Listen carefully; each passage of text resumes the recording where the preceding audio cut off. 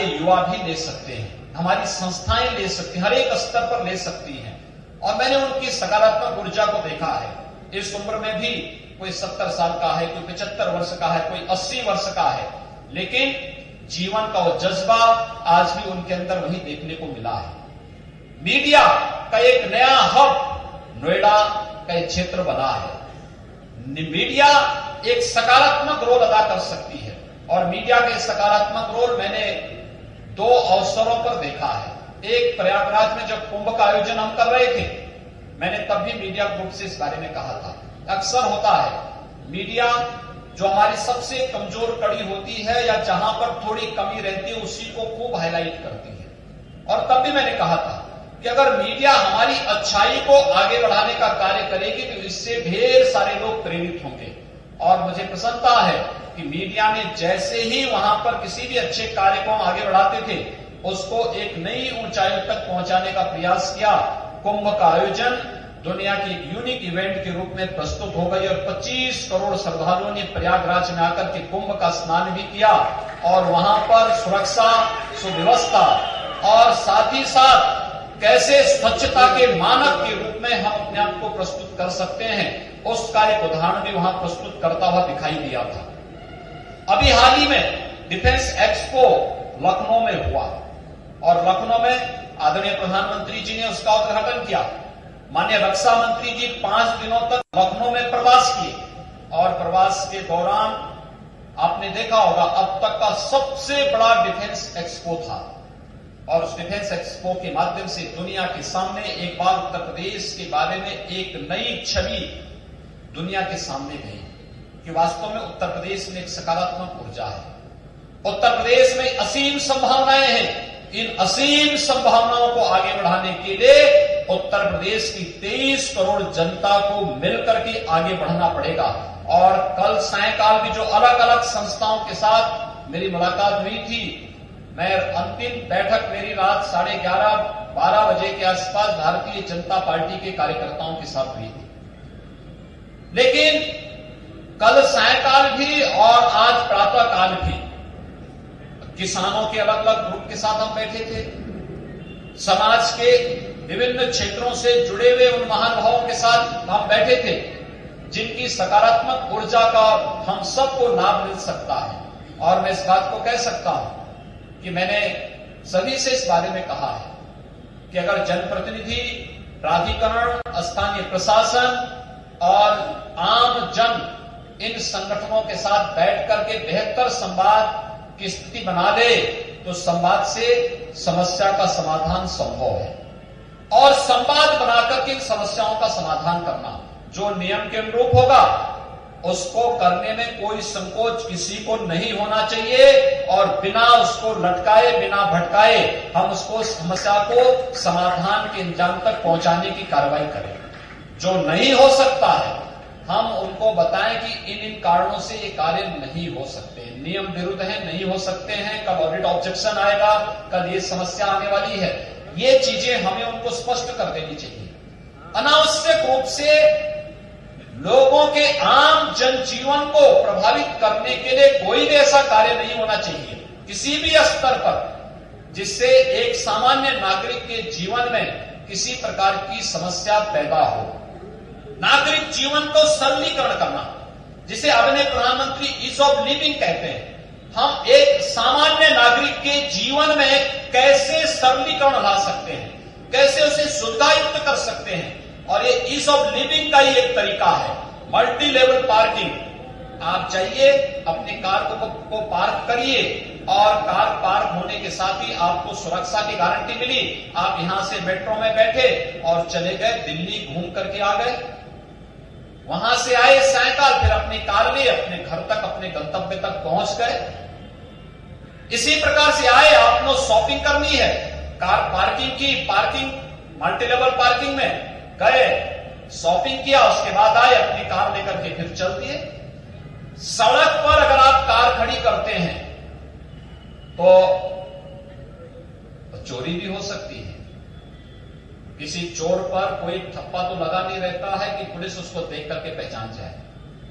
और बहुत बार लोग शौक के लिए भी चोरी करते हैं।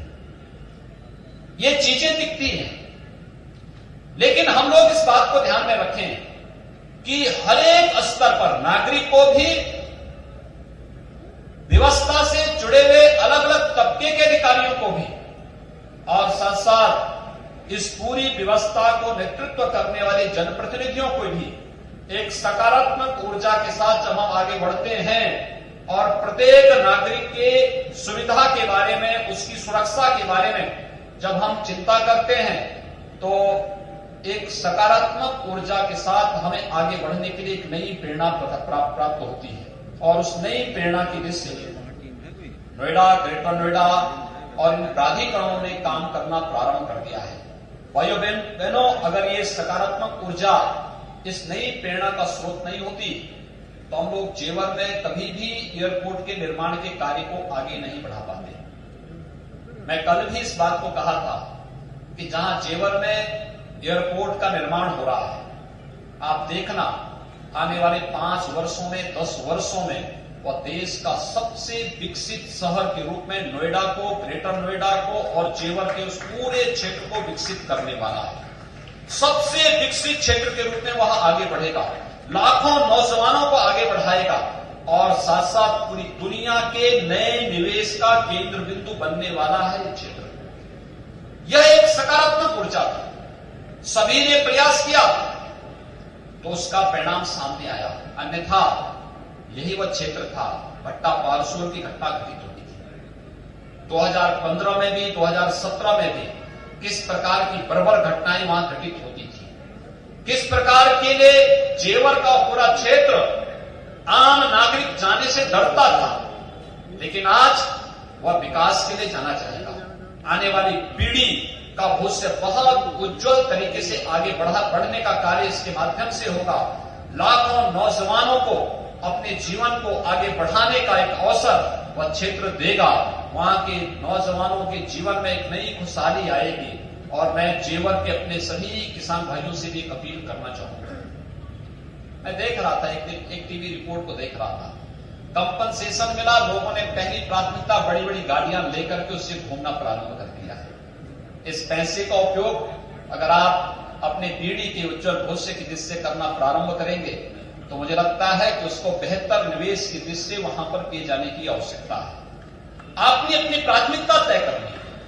प्राथमिकता हमारी क्या है, हमारे बच्चों की क्या है, हमारे नौजवानों की क्या है, और निवेश उस रूप में आगे बढ़ेगा तो वह उन्हें एक लंबा और सुखद जीवन देने के साथ ही उस क्षेत्र के विकास में भी इसकी बहुत बड़ी भूमिका होगी। तात्कालिक दृष्टि से निवेश नहीं होता। निवेश के लिए धैर्य के साथ हमें आगे बढ़ने की आवश्यकता है। उसके परिणाम उसी प्रकार से सकारात्मक रूप में हम सबके सामने आते हुए दिखाई देंगे और इस कार्यवाही को हम सबको आगे बढ़ाना होगा। मुझे 2 दिन का यह अवसर मिला है और भाइयों बहनों, नोएडा के लिए मैं विशेष रूप से इसलिए भी आने के लिए उत्सुक था। एक तो चुनाव के बाद मैं यहां आ नहीं पाया था, दूसरा इस देश से भी चुनाव के पहले भी लोग कहते थे कि जो नोएडा आता है उसके लिए सुखद नहीं होता। मैंने कहा यही सुखद करने के लिए तो मैं नोएडा बार बार आता हूं और उसी सुखद को और सुखद बनाने के लिए हम लोगों ने यहाँ पर इस सकारात्मक ऊर्जा के साथ कार्रवाई को आगे बढ़ाने की कार्रवाई को तेजी के साथ आगे बढ़ाया है। नोएडा अथॉरिटी हो, ग्रेटर नोएडा या यमुना एक्सप्रेसवे, कितनी तीनों अथॉरिटी मिलकर के जिस ऊर्जा के साथ आगे कार्य कर रहे हैं, मैं विश्वास के साथ कह सकता हूं ये एक सकारात्मक ऊर्जा है। इसमें आप सबके सहयोग की आवश्यकता है। पुलिस आयुक्त प्रणाली भी इसी दृष्टि से यहां पर लागू की जा रही है और यहां पर इस कार्यक्रम को सभी लोग मिलकर के आगे बढ़ाएंगे तो यहां से चुने गए जनप्रतिनिधि निश्चित ही इस क्षेत्र को देश के एक आदर्श सिटी के रूप में विकसित करने, यहां के आम नागरिक के जीवन को, आज के दिन की स्थिति क्या है, पिछले 3 वर्ष के अंदर की जो सकारात्मक, सबसे सकारात्मक परिणाम जो आया है वह ये कि आज के दिन पर 1947 से 50 के बीच उत्तर प्रदेश की एक सामान्य नागरिक की प्रति व्यक्ति जो आय थी, per capita income Uttar Pradesh की नेशनल एवरेज से ज्यादा थी। 1947 1950 के बाद इसमें गिरावट आती गई। और 2017 आते आते उत्तर प्रदेश की पर कैपिटा इनकम देश से आधे से कम हो गई। और भाइयों बहनों, आज मुझे बताते हुए प्रसन्नता है कि देश के अंदर दिल्ली से भी अधिक प्रति व्यक्ति आय आज के दिन पर नोएडा के वासियों की हो चुकी है। एक सकारात्मक बदलाव की एक पहल है। मैं आप सबको इसके लिए बधाई देता हूं और इस सकारात्मक पहल को और अच्छी ऊर्जा के साथ हम आगे बढ़ाने में योगदान दे सके, इस विश्वास के लिए मैं 2821 करोड़ की परियोजनाओं के लोकार्पण और शिलान्यास के लिए आप सबको बधाई देता हूं। आप सबके प्रति मेरी शुभकामनाएं। धन्यवाद। जय हिंद। अतिशय धन्यवाद माननीय मुख्यमंत्री। नारपा मसाले, स्वाद की असली पहचान। जब